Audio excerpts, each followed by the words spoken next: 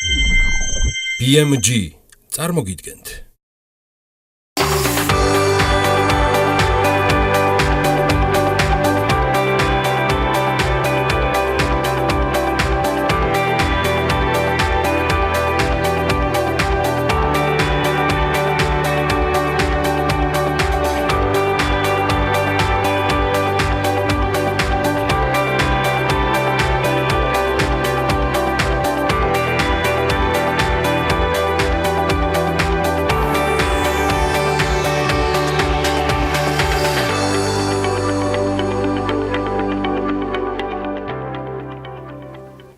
სიღნაღის მუნიციპალიტეტში ქალთა უფლებებზე მომუშავე სამოქალაქო სექტორის წარმომადგენლებთან ქალთა საინფორმაციო ცენტრი ცოდნის კაფეში შეხვედრას მართავს. შეხვედრის მიზანზე რამდენიმე წამში ვსაუბრობთ.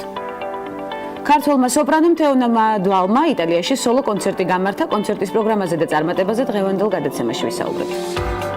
ნიუ-იორკის მერმა ქალაქის ღამის ცხოვრების მერი დანიშნა. არიელ პალიცი პირველი იქნება, ვინც ამ თანამდებობას დაიკავებს.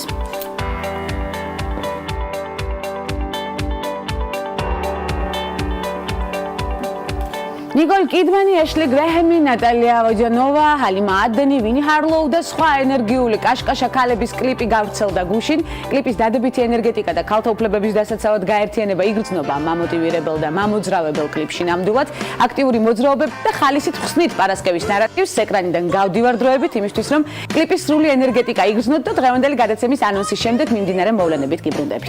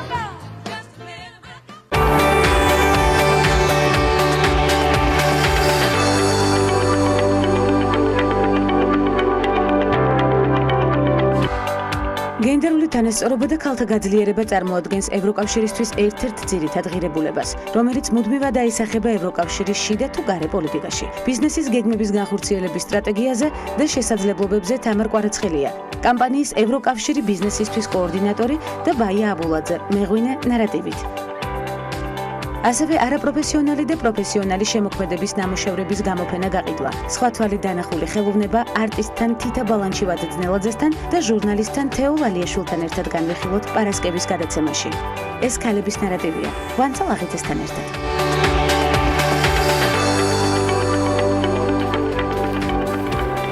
სიღნაღის მუნიციპალიტეტში ქალთა უფლებებზე მომუშავე სამოქალაქო სექტორის წარმომადგენლებთან ქალთა საინფორმაციო ცენტრი ცოდნის კაფეში შეხვედრას მართავს. შეხვედრის მიზანია გაიზარდოს სამოქალაქო სექტორის ჩართულობა გენდერული პოლიტიკის ლოკალიზაციის პროცესში. მნიშვნელოვანია ასევე სამოქალაქო სექტორის ჩართულობა, რათა ადგილობრივ თვითმმართველობის დონეზე შემუშავდეს ქალთა საჭიროებებზე მორგებული გენდერული თანასწორობის სამოქმედო გეგმა.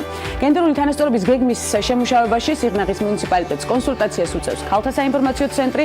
შეხვედრა ღია, ყველა დაინტერესებული პირისთვის და მომწვრავ ინფორმაციას მოგასწრით უკვე განვითარებული მოვლენების შესახებ, რა თქმა უნდა, ქალების ნარატივით.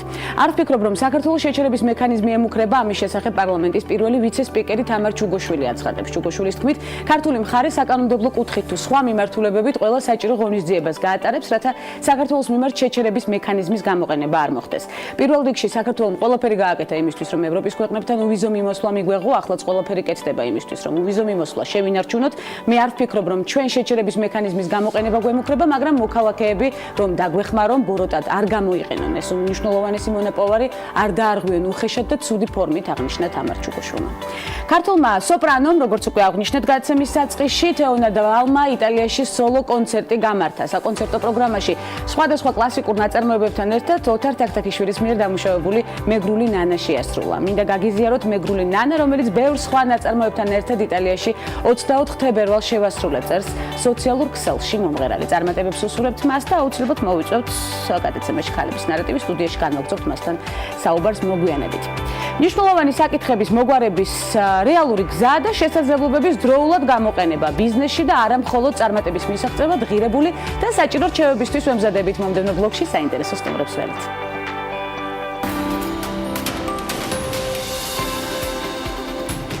ტინა ბრაუნი, ჟურნალისტი, ჟურნალის რედაქტორი და ток-შოუ The Diana Chronicks-ის ავტორია. ბრაუნი 1953 წელს დაიბადა ბრიტანეთში. 2005 წელს კი ამერიკაში გადავიდა საცხოვრებლად. 17 წლის ასაკში ჩააბარა ოქსფორდის უნივერსიტეტში და ინგლისური ლიტერატურის ფაკულტეტის ბაკალავრის ხარისხის დიპლომი აიღო. აქტიურად იყო ჩართული უნივერსიტეტის ჟურნალის საქმიანობაში. სტუდენტობის ასაკში ასევე თამაშობდა უნივერსიტეტის თეატრალურ დასშიც. 25 წლის ასაკში გახდა ჟურნალ თეთლერის 1994-92 წლებში კი ჟურნალ Vanity Fair-ისა და The New Yorker-ის რედაქტორი. 2000 წელს ბრაუნმა ბრიტანეთის იმპერიის მეთაურის ორდენი მიიღო საზღვარგარეთ ჟურნალისტად მსახურებისთვის, ხოლო 2007 წელს ჟურნალისტთა დიდების ხეივანში შევიდა. 2008 წელს მიიღო ჯორჯ პოლკის და 10 ეროვნული ჟურნალის ჯილდო. იმავე წლის ოქტომბერში ბრაუნმა ბარი დილერთან თანამშრომლობით დააფუძნა ამერიკული ნიუს ვებსაიტი The Daily Beast, რომელიც 2010 წლისთვის ამერიკული ყოველკვირეული ნიუს ჟურნალი გახდა. 2013 წლის სექტემბერში ბრაუნმა დატოვა ჟურნალის რედაქტორის პოსტი და ახალი ტინა ბრაუნ მედია გახსნა, მედია ბისთან ერთად. ბარაკ ობამას პრეზიდენტობის პერიოდში ბრაუნმა მხარი დაუჭირა ერთსქესიანთა ქორწინებას. ასევე ის Women in the World-ის ყოველწლიურ მსოფლიოს სამიტზე ქალთა უფლებებს ანჯელინა ჯოლისთან, შერილ სენდბერგთან და კრისტინ ლაგარდთან ერთად იცავდა.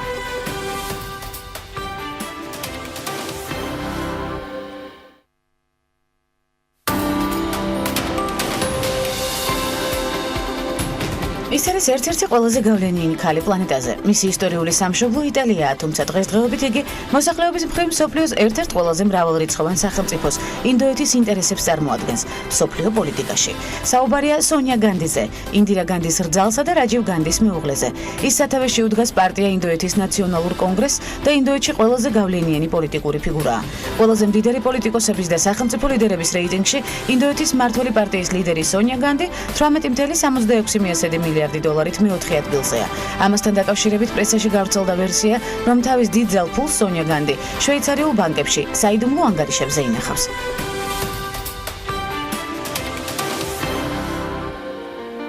გენდერული თანასწორობა და ქალთა გაძლიერება წარმოადგენს ევროკავშირისთვის ერთ-ერთ ძირითად ღირებულებას, რომელიც მუდმივად აისახება ევროკავშირის შიდა თუ გარე პოლიტიკაზე, ბიზნესის გეგმების განხორციელების სტრატეგიაზე და შესაძლებლობებზე.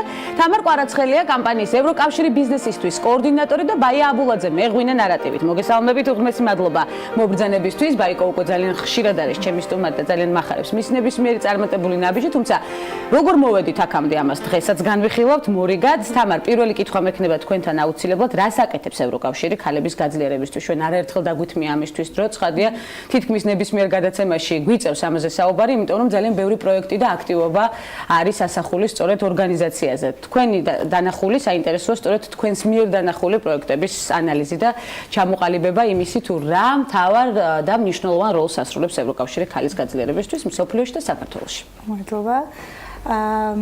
ევროკავშირი მართლა ძალიან ბევრ პროგრამას და პროექტს უწყობს ხელს, რომელიც თავის პარტნიორი ორგანიზაციების მეშვეობით, რაც უნდა აღნიშნოს აუცილებლად, ძალიან ბევრ პროგრამას ახორციელებს იმისთვის, რომ რაც შეიძლება ქალებმა, რაც შეიძლება კარგად წარმოავლინონ თავისი პოტენციალი. როცა საუბრობთ იგივე გენდერულ თანასწორობაზე, ადამიანის უფლებაზე ზოგადად, ხო, ყველაზე მთავარი მაინც აქედან არის ის, რომ არა მხოლოდ დავიცვათ ამ ქალების უფლებები, არა მხოლოდ გავაძლიეროთ ისინი, არამედ გავაძლიეროთ მათი ეკონომიკური პოტენციალიც, რომელიც მათ კიდევ უფრო დამოუკიდებელს გახდის, კიდევ უფრო მეტ შესაძლებლობებს მისცემს. და რაც მთავარია, გავაძლიეროთ მათი პოტენციალი ისე, რომ მათ თავად შეძლონეს თავის უფლებების დაცვა, აღარ იყოს საჭირო მაინდამაინც ამდენი უფლება დამცველი. ცხადია. თავად დაიცვან სხვა ქალების უფლებები, თავად უფრო განავითარონ ეს ყველაფერი, უფრო აქტიურად ჩაერთონ საქართველოს ეკონომიკაში. ამის ნათელი მაგალითები უკვე გვყავს და ძალიან მახარებს ჩვენი სატელევიზიო პლატფორმა სწორედ ამას ემსახურება. ევროკავშირი ბიზნესისთვის კერძოდ და პროექტები, რომელსაც ახორციელებს საქართველოში. მიმდინარე პროექტებზე ვისაუბროთ, სამოულო გეგმებზეც მოგვიანებით გკითხავთ. ბიზნესის ანუ კერძო სექტორის ხელშეწყობაც არის ევროკავშირის ერთ-ერთი მთავარი პრიორიტეტი და ამისთვისაც არაერთი რაღაცა პლატფორმა და მექანიზმი შეიქმნა. თუნდაც ლიგიდან რომ დავიწყოთ, რომ ახლახანს რა რამდენიმე წლის წინ მივიღეთ ეს ღრმა და ყოვლის მომცველი თავისუფალი ვაჭრობის ხელშეკრულება, რომელიც ყველა ადამიანს აძლევს და ყველა კომპანიას აძლევს იმის საშუალებას, რომ საჭირო სტანდარტების მიღწევის შემთხვევაში მან ძალიან დაბალი ტარიფებით გაიტანოს ევროპაში თავისი პროდუქტები. ეს ასევე გახსნილია როგორც კაცებისთვის, ასევე ქალებისთვის, რა თქმა უნდა. და ძალიან მიხარია, რომ სწორედ თუნდაც ბაიასნაირი ადამიანები ამას ძალიან კარგად იყენებენ ახლა. ძალიან მიხარია, რომ ქალები აქტიურობენ სწორედ ამ მიმართულებით. საზღვრებს გარეთ რამდენად დადებითად ხვდებიან ქართულ პროდუქტს, ეს არის საინტერესო. ბაია, თქვენ არაერთხელ გიკავშირდებიან, ცხადია, როდესაც თქვენი პროდუქტი გადის ექსპორტზე, ავსტრიაში და კიდევ სად არის თქვენი პროდუქტი ექსპორტზე? გერმანიაში. ბაია, კიდევ ერთხელ ძალიან დიდი მადლობა მობრძანებისთვის. ნათელი მაგალითი მეწარმეობის განვითარების ეტაპებისა, ბიზნესის შენების და საშუალებების გაღრმავების კუთხით, ეს აუცილებლად უნდა აღვნიშნო, რა სახის ბარიერების გადალახვა მოგიწიეთ, მორიგად აუცილებლად უნდა ავსახოთ უკვე ქალების ნარატივში, უამრავი მაყურებელი გვიყურებს ახლა და ინტერესდება იმ მაგალითით, რომელიც თქვენ გაქვთ. რა როლი აქვს თქვენს ბიზნესში, თუნდაც ევროკავშირი ბიზნესისთვის? პირველ რიგში მოგესალმებით. მინდა ვთქვა, რომ დღესდღეობით ჩვენს ქვეყანას და განსაკუთრებით კიდევ მცირე მეწარმეებს ძალიან მაგარი შესაძლებლობები გაგვიჩნდა. პირველ რიგში, როგორც უკვე აღნიშნა ქალბატონმა თამარმა, გვაქვს შესაძლებლობა, რომ ჩვენი პროდუქცია გავიტანოთ უკვე ევროპის ბაზარზე და იგივე ევროპელი იმპორტიორები თუ მომხმარებლები მეტად ინტერესდებიან ამ ახალი ქვეყნის ახალი შესაძლებლობებით. ხარისხიანი პროდუქტი, ხარისხიანი პროდუქტით და სრულად განსხვავებული პროდუქტით მინდა ვთქვა. ეს ძალიან კარგი ხელშემწყობი, ასე ვთქვათ, პროგრესი და პროცესია ჩვენთვის და ასევე ის საგანმანათლებლო, ვთქვათ, საქმიანობები, რაც მეწარმეობის უნარების ამაღლებას ეხება, ვთვლი, რომ არის ძალიან მნიშვნელოვანი, რასაც ევროკავშირი აკეთებს. თუმცა თავიდან იყო გარკვეულწილად ბარიერები, ბაი, ამაზე ვისაუბროთ, რა სახის ბარიერები გესახებოდა წინ და რა პროგრესი განიცადა უკვე ამ მიმართულებამ წლების განმავლობაში. ანუ პირველ რიგში მინდა ვთქვა, რომ ბარიერი ხშირ შემთხვევაში ისეთი რამე იყო ჩვენთვის, რაზეც ადრე არ ვფიქრობდით. მაგალითად, სრულად შეუძლებლად მიგვაჩნდა ჩვენ სოფელში რაღაც წარმოებული პროდუქტი, პირველ რიგში ვთქვათ, საქართველოს სერიოზულ და ძალიან საინტერესო რესტორნებსა და მაღაზიებში გაგვეყიდა და ამასთან უკვე კიდევ უფრო შეუძლებლად მიგვაჩნდა ჩვენი პროდუქცია თუ ევროკავშირის ბაზარზეც შეიძლება აღმოჩენილიყო, მაგრამ ეს ბარიერები თანდათან ახალი კონტაქტების საშუალებით, ასე ვთქვათ, იმ სტანდარტებისთან მიახლოებით, რასაც ეს ბაზრები ითხოვდნენ და ასევე ჩვენი, ასე ვთქვათ, мотиваციის წყალობითაც შევძელით, რომ დაგვეძლია. დააძლიეთ, ეს არის მნიშვნელოვანი, სხვადასხვა მნიშვნელოვანი პროექტების არსებობაა მნიშვნელოვანი, რომელიც გვაძლევს мотиваციას. ცხადია და შემდეგ ჩვენი გადაცემისთვის არის მთავარი, რომ განვიხილოთ და კიდევ უფრო მეტი იმედი ძალა მივცეთ ჩვენს მაყურებელს, რომელიც ახლა იწყებს ბიზნესს. კიდევ რა გჭირდება დღევანდელი გადმოსახედიდან ბიზნესის განვითარებისთვის? რა არის მორიგი ეტაპი განვითარებისთვის თქვენს მაგალითზე? პირველ რიგში გამომდინარე იმ მოთხოვნიდან, რაც ჩვენს პროდუქციაზე არსებობს, ვფიქრობთ, რომ გავზარდოთ მცირეოდენით წარმოება და ჩვენი ახალი საწარმო, რომელსაც გეგმავთ რომ შემოდგომისთვის უკვე დავასრულოთ, მივახლოვოთ იმ სტანდარტებს, რომლებიც ბაზარზე არის დანერგილი და მოთხოვნადი. ამასთან ერთად ვფიქრობთ, რომ უფრო მეტ საერთაშორისო გამოფენასა ასე ვთქვათ, საჭირო ასე ვთქვათ, შეხვედრებში მივიღოთ მონაწილეობა, იმიტომ რომ ეს არის ყველაზე მნიშვნელოვანი და პირველადი გზა, რითაც შეგიძლია მომხმარებელი იპოვა, ასე ვთქვათ. სხვადასხვა საერთაშორისო პროექტებში ერთობით თქვენ ვიცი, ესეც არაერთხელ გაგვიხილავს ქალების ნარატივში. თამარ, ახსენა განათლება, ბაიამ ძალიან მნიშვნელოვანია, სწორედ ცნობიერების ამაღლება და განათლება და მინდა საიტზე გავამახვილო ყურადღება სწორედ ბიზნესის შეფასებისთვის და ასევე ინვესტიციების მოზიდვისთვის თუ არ ვცდები, მინდა ის საიტი ჩამოვაყალიბოთ, რა ბენეფიტებით ისარგებლებს მომხმარებელი და რა შესაძლებლობები ეძლევათ დამწყებ მეწარმეებს უკვე იმ საიტის საშუალებით, რომელზეც არის საუბარი. რახან უფრო ქალებზე გვაქვს დღეს აქცენტი თან ერთ გადაცემაში ვართ.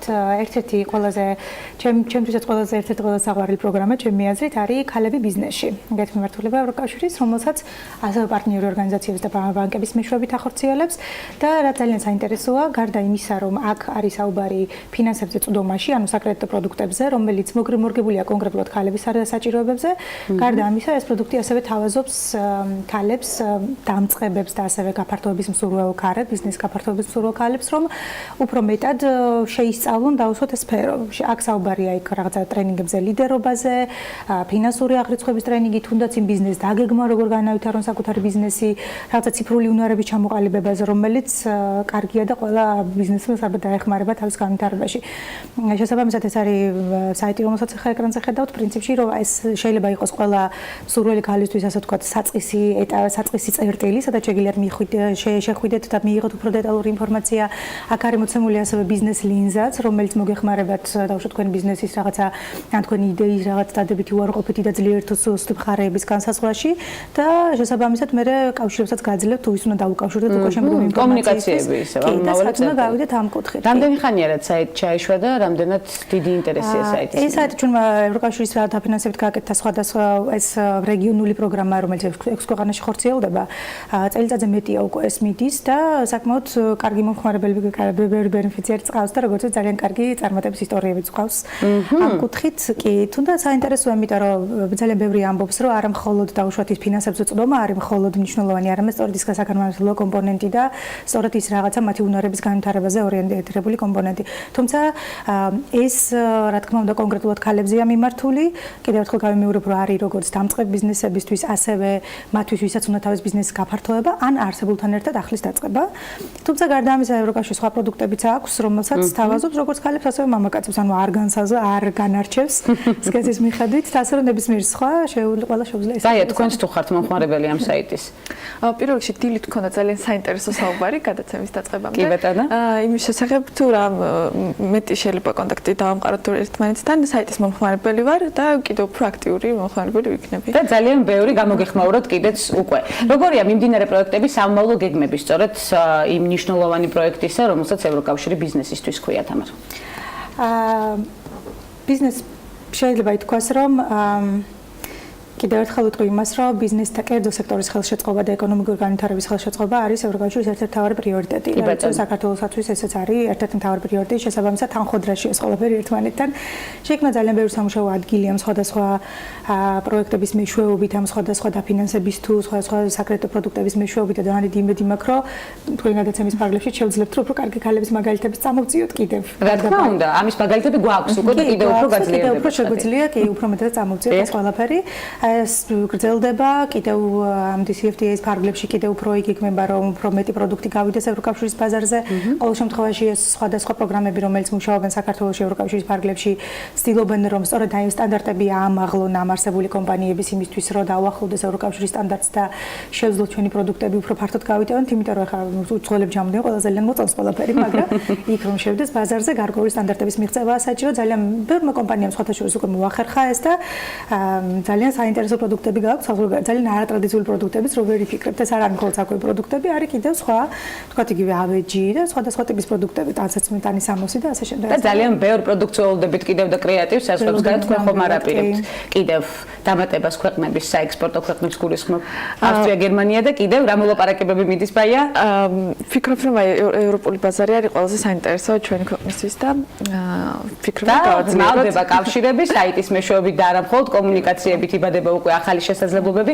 უღრმესი მადლობა მობრძანებისთვის, იმ мотиваციისთვის, რომელიც დაგვიტოვეთ, ნამდვილად დარწმუნებული ვარ, უამრავი მაყურებელი ახლა მოტივირებული და კიდევ უფრო მეტი ბიზნეს იდეა დაიბადება, მეტი ხელშეწყობა, რა თქმა უნდა არის და უნდა გამოვიყენოთ სარფიანად ის ხელშეწყობა, რომელიც გვეძლევა. მადლობა მობრძანებისთვის, საინტერესო ნარატივისთვის, თამარ კვარაცხელია, კამპანიის ევროკავშირი ბიზნესისთვის კოორდინატორი და ბაია აბულაძე მეღვინე სტუმრობდნენ გადაცემას ქალების ნარატივი. მორიგი საინტერესო აქცენტებით, რომელსაც გავაგრძელებთ უკვე სხვა გადაცემებში. ცხადია, მცირე სარეკლამო ბლოკის შემდეგ უკვე უცხოეთში განვითარებული მოვლენებით ბრუნდებით და მორიგ საინტერესო სტუმრებთან ერთად დაგვაუვდით.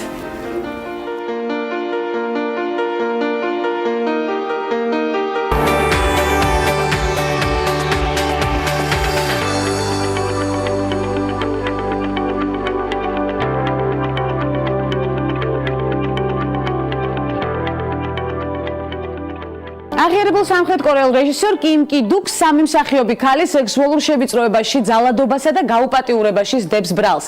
ბრალდებები პირველად 6 მარტს ერთ-ერთი სამხრეთ კორეული ტელევიზიის ეთერში გაისმა, სადაც გადაცემაში სტუმრად მყოფმა ქალმა მსახიობებმა კიმ კი დუკის ქმედებებზე ისაუბრეს, სამივე მსახიობი ანონიმურად საუბრობდა. სხვა შორის რეჟისორის მხრიდან ძალადობაზე ისტორიები კი თითქმის ანალოგიური გახდათ. რეჟისორი სასტუმროს ნომერში სცენარის განსახილველად ეპატიჟება დამწყებ მსახიობს, შემდეგ ფიზიკურად და სექსუალურად ძალადობს მასზე. სამხრეთ კორეელმა რეჟისორმა ბრალდებებს უკვე უპასუხა. სრულების დასაკმაყოფილებლად ჩემი როგორც რეჟისორის სტატუსი არასდროს გამომიყენებია, წერია რეჟისორის განცხადებაში. კიმ კი დუკის გარდა ბრალდებები გაისმა რეჟისორის ერთ-ერთი ფავორიტი მსახიობის ჩო ჯე ჰიონის მისამართით, ერთ-ერთი ქალი მსახიობი ყვებოდა, რომ ჩომ და კიმმა სასტუმროს ნომერში ერთად გააუპატიურეს. ყველაფერი სხვანაირადაა, როცა ქალებს ფული აქვთ. მელინდა გეიტსმა ამ შინაარსის ოპედი ჟურნალი ქვარტში გამოაქვეყნა, თავის ბლოგში მან განაცხადა, რომ ის და მისი მეუღლე ბილ გეიტსი $170 მილიონ დახარჯვას აპირებენ, რათა დაეხმარონ ქალებს მთელი მსოფლიოდან ეკონომიკურად გაძლიერებაში. აღნიშნული თანხა ბილ და მელინდა გეიტსის ფონდიდან ქალთა ეკონომიკური გაძლიერების ხელშესაწყობად 4 წლის განმავლობაში დაიხარჯება. მაშინ როცა ქალს აქვს ფული, რომელსაც თავად განკარგავს, ყველაფერი უკეთესობისკენ იცვლება, წერს მელინდა გეიტსი.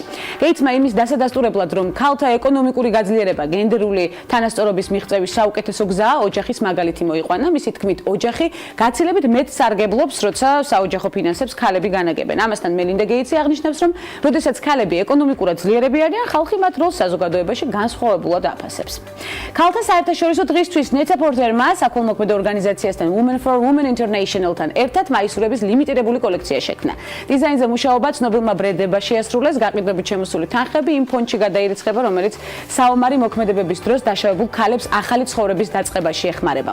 მაისურები ნიკოლ კიდმანმა, ნატალია ვოჯანოვამ, დაკოტა ფენინგმა, ვიოლა დევისმა, ზოე სალდანამ და დარაჯი ჰენსონმა მოისინჯეს მათი კლიპიც ვნახეთ დღეს. დილით მამოტივირებელი კლიპის შემდეგ უფრო განსაკუთრებულად წავიდა დილა, ამაში აბსოლუტურად დარწმუნებული ვარ. მაკდონალდსი კი სარვა მარტოდ სტანდარტული ლოგოს ცვლის და ლათინური MW გადაიქცა, თუმცა ეს არც შეცდომაა და არც ხუმრობა, ლოგოს შეცვლა სწორედ 8 მარტის სიმბოლოა. მთავარი მესიჯი კი ასეთია: ზეიმი მსოფლიოს ყველა ქალისთვის. ეს ინფორმაცია მაკდონალდსმა Business Insiders მიაწოდა, ჩვენც ვართ ცხადია საქმის კურსში. ჩვენ ვზეიმობთ მსოფლიოს ყველა ქალისთვის და პირველ რიგში ჩვენი ბრენდის ისტორიას აღნიშნავთ. ქალები შეუფასებელ როლს თამაშობენ კომპანიის არსებობის ყველა საფეხურზე, აცხადებს მაკდონალდსის წარმომადგენელი. ემი შეიცვალა W-ით, თუმცა დროებით.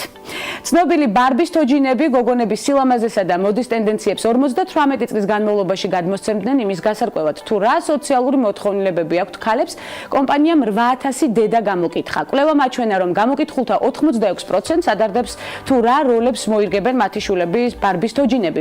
კომპანიამ შედეგებზე დაყრდნობით 17 წარმატებული ქალბატონის თოჯინა შექმნა. გოგონები ყოველთვის ცდილობდნენ ამ თუ იმ თოჯინისთვის სხვადასხვა როლები მიენიჭებინათ. ჩვენ კი შევქმნით ბარბის თოჯინები თავისი რეალური ისტორიით, რომელიც ყოველ თოჯინას თან ახლავს, ნათქვამია კომპანიის განცხადებაში. ამელია ერჰარტი პირველი ქალია, რომელმაც ატლანტის ოკეანეს გადაუფრინა. მექსიკელი არტისტი და აქტივისტი ფრიდა კალო.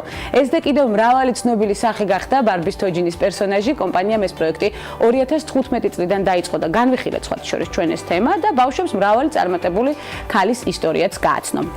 ამასობაში ნიუ-იორკის მერმა ქალაქის ღამის ცხოვრების მერი დანიშნა, როგორც აღნიშნეთ გადაცემის საწყისში, არიელ პალიცი პირველი ქალი იქნება, ვინც ამ თანამდებობას დაიკავებს. პოსტის ოფიციალური დასახელება ღამის ცხოვრების განვითარების დეპარტამენტის აღმასრულებელი დირექტორი გახლავთ. თუმცა მას არაოფიციალურად სწორედ ღამის ცხოვრების მერად მოიხსენიებენ.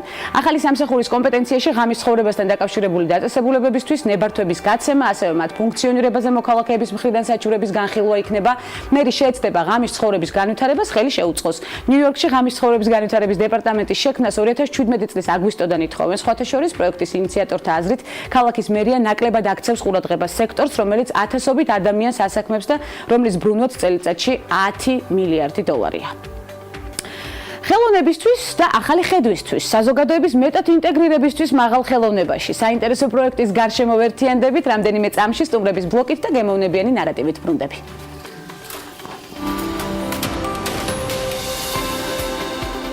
ადა ლავლეისი მსოფლიოში პირველი პროგრამისტი ქალია. ავგუსტა ადა ბაირონი 1815 წლის 10 დეკემბერს დაიბადა. იგი პოეტ ჯორჯ ბაირონის ერთადერთი კანონიერი შვილი იყო. იმ დროისთვის, როგორც გოგონების უმრავლესობას, ჰუმანიტარულ მეცნიერებებს და საზოგადოებაში მოქცევის წესებს ასწავლიდნენ. თავდაპირველად, როდესაც ლავლეის მათემატიკის ნიჭი აღმოაჩნდა, ადას ლონდონის საუნივერსიტეტო კოლეჯის მათემატიკოს პროფესორი, სიმბოლური ლოგიკის ფუძემდებელი ოგასტეს დე მორგანი ასწავლიდა. იმის გამო, რომ ქალებისთვის უნივერსიტეტში სწავლა დაშვებული არ იყო, დე მორგანი ადას მათემატიკას წერილების მეშვეობით ასწავლიდა. 1835 წელს 19 წლის ადა 29 წლის ლორდ კინგს გაყვაცოლად. რამდენიმე წლის შემდეგ ლავლეის ჩარლზ ბებიჯის მეორე გამოგონების ანალიტიკური მანქანის შესახებ სტატიის თარგმნა სთხოვეს, რომელიც თავისი არსით პირველი მექანიკური კომპიუტერი იყო. 1853 წელს მისი სტატიის თარგმანი დაიბეჭდა მანქანასთან დაკავშირებით. ლავლეისმა მსოფლიოში პირველი ალგორითმი შეიმუშავა. მისი ნამუშევრის მთავარი აღმოჩენა კი ნატურალური რიცხვების გამოსათვლელი პროგრამის შექმნა იყო. 1953 წელს იგი ხელახლა გამოქვეყნდა. 2009 წელს შარმან ანდერსონმა ადა ლავლეისის დღე დააწესა, რომლის ფარგლებშიც ლავლეისის და ყველა იმ ქალის მიღწევები აღინიშნება, რომლებიც ტექნოლოგიების სფეროში მუშაობდნენ.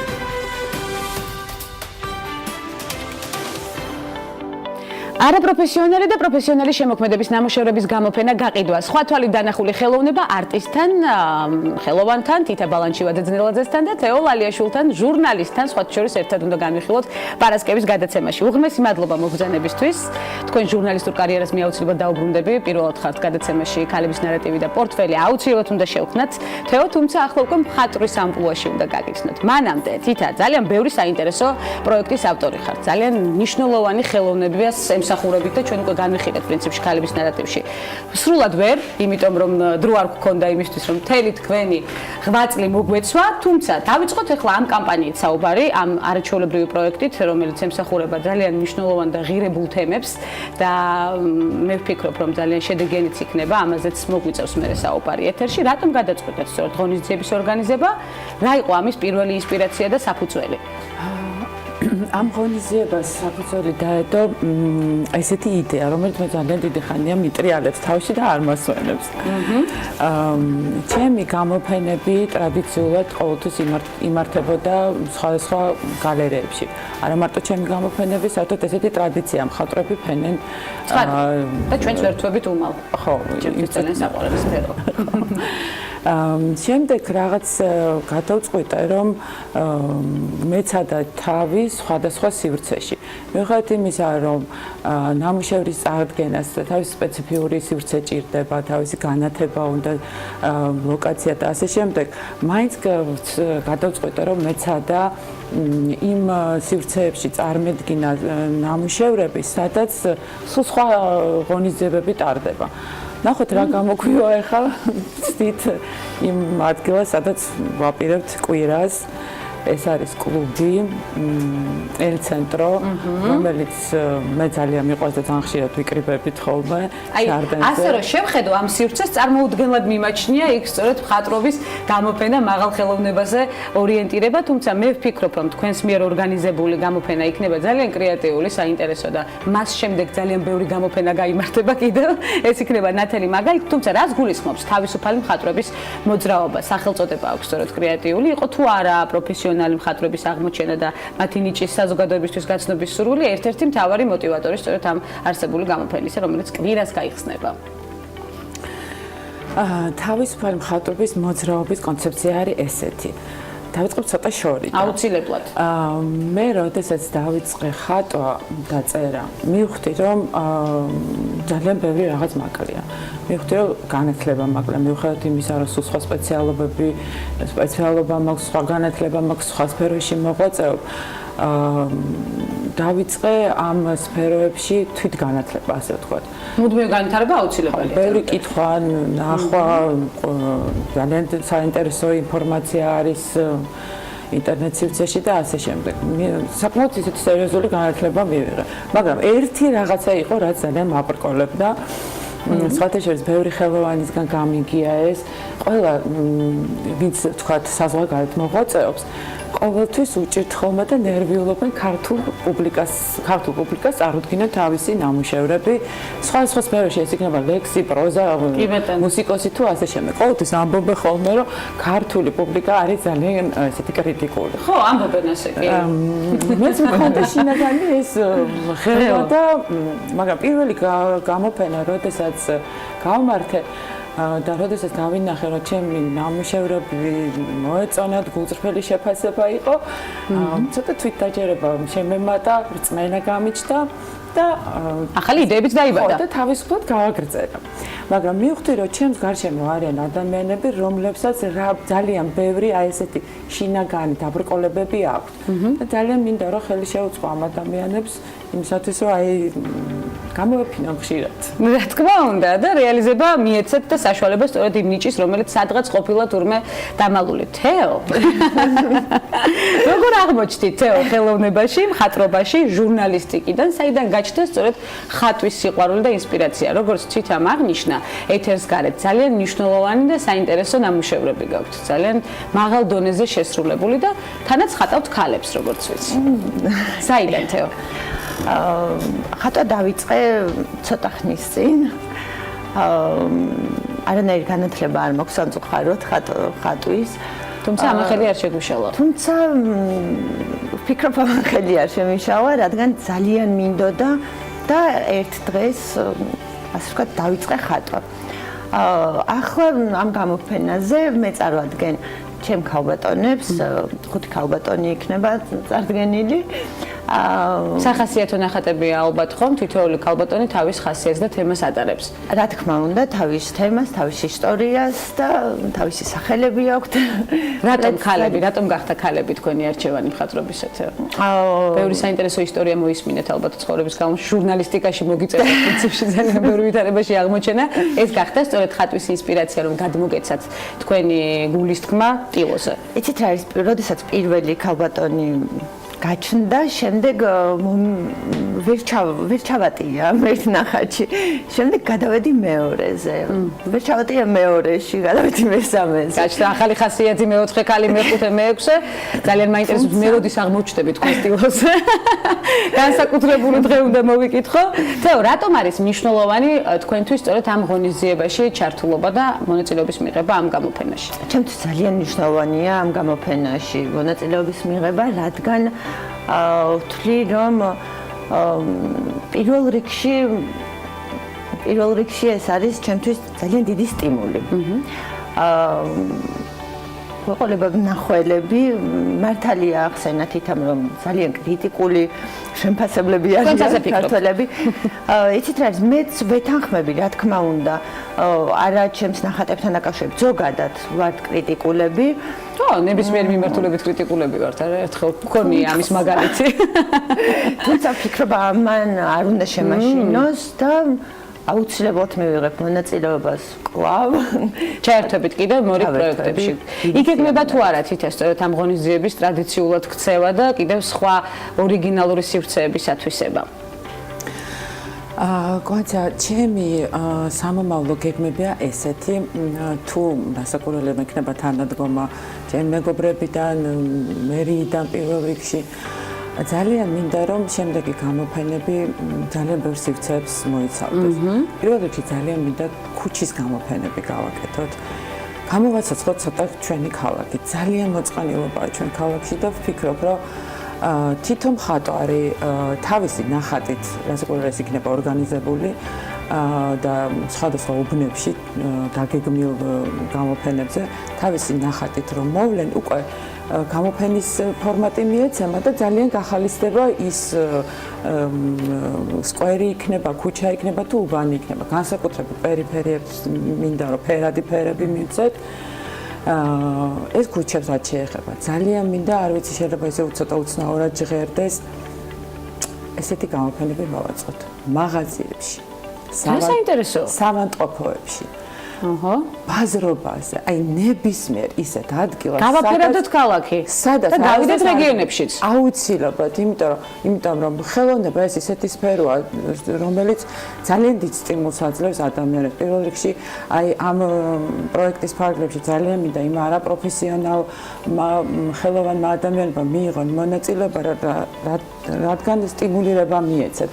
იცით არის ძალიან ბევრი ადამიანი, რომელსაც აკადემიური განათლება არ აქვს, მაგრამ საოცარ ნამუშევრებს ქმნიან.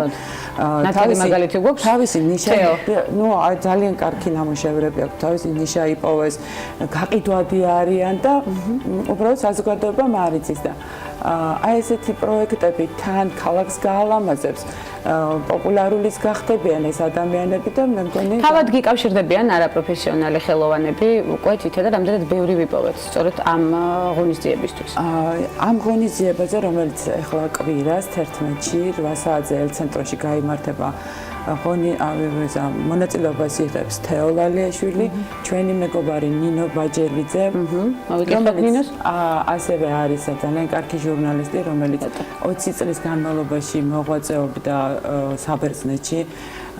ძალიან საინტერესო პროექტებს ახორციელებდა, გამოფენებს აკეთებდა, სათავეში ედგა ჩვენს დიასპორას, ძალიან ეხმარებოდა. და იმასაც დაუგროვდა სათქმელი. იმისთვის რომ გადმოსცეს სტილოს. უნიჭიერესი მხატვარი, საოცარი ნამუშევრები აქვს და შემდეგში ხა ჯერჯერობით არ გავაჟღერებ, იმიტომ რომ დაგეგმის პროცესში ვართ, შემდეგ გამოფენაზე ვინ მიიღებენ მონაწილეობას, იმედია მოგვეცემა საშუალება რომ აკავაჭყეროთ. ხადია ექსკლუზივებით სავსე ვართ და ძალიან გვანებიურებს სწორედ ამ მიმართულებით. თეო, რამდენი ხანია ჟურნალისტიკით ხართ დაკავებული?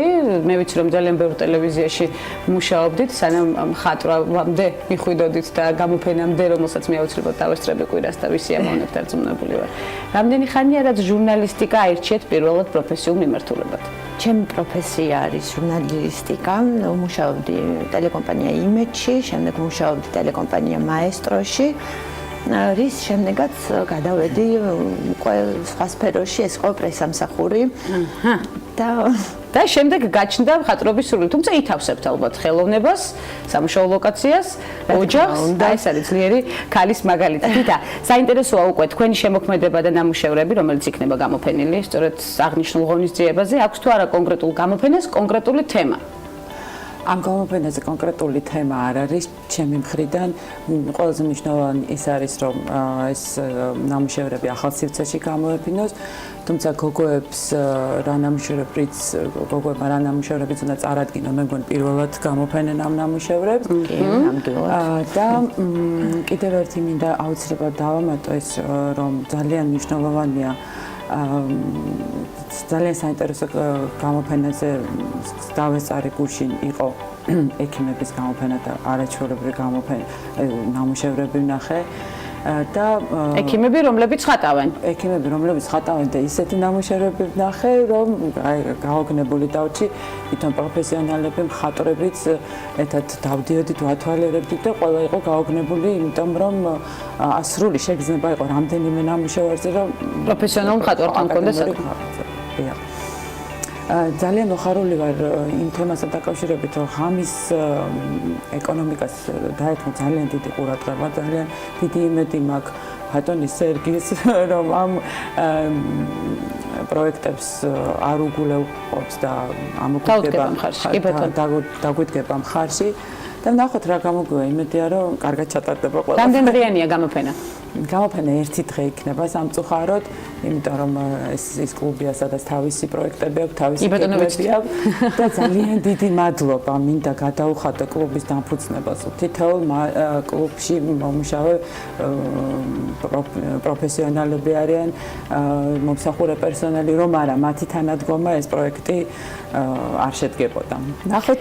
კიდევ ერთხელ ვამტკიცებთ იმას, რომ აუცილებელია უბრალოდ გიყვარდეს საქმე, გინდოდეს ეს საქმე, აუცილებლად გადადგა ნაბიჯები იმისკენ, რომ ხორცი შეასხა იმ სურვილებს, რომელიც შეიძლება ბავშვობიდანაც ჰქონდა, ცეო დამესახება ამაში და შემდეგ აუცილებლად მოდის ის ინსპირაცია და ნიჭიც იბადება სწორედ ჩვენს გონებაში, რომელიც გვაძლევს საშუალებას უკვე განვითარების. ძალიან დიდი მადლობა იმ ადამიანებს, რომელიც ამას სწორედ უკეთებს ორგანიზებას, ძალიან კეთილი და მნიშვნელოვანი საქმეა. ის არაჩვეულებრივი იდეა, რომელიც მოსაკითხად მაქვს უკვე რამდენიმე ხანში გადაცემაში კლაუნდებურად ქალების ნარატივი, საავადმყოფოები იქნება, ეს მაღაზიები იქნება თუ სხვადასხვა სივრცე, სადაც გამოფენებს მოვაწყობთ, ძალიან მახარებს ეს კრეატიული იდეა. უღრმესი მადლობა მობრძანებისთვის და საინტერესო გემოვნებიანი ნარატივისთვის, როგორც თავიდან აღნიშნეთ. თითა ბალანჩივაძე ძნელაძე ხელოვანი და თეო ვალიაშვილი ჟურნალისტი, ახლა უკვე მხატვარი სტუმრობდა გადაცემას ქალების ნარატივი. ასეთი იყო დღევანდელი ნარატივი, ხვდებით ერთმანეთს უკვე ორ შაბათს, მორიგი აქტუალური და მნიშვნელოვანი თემებით. მე იზღდამჩენი არაჩვეულებრივი შაბათი კვირა გისურვოთ და წარმატებები ცხადია. ბედნიერად.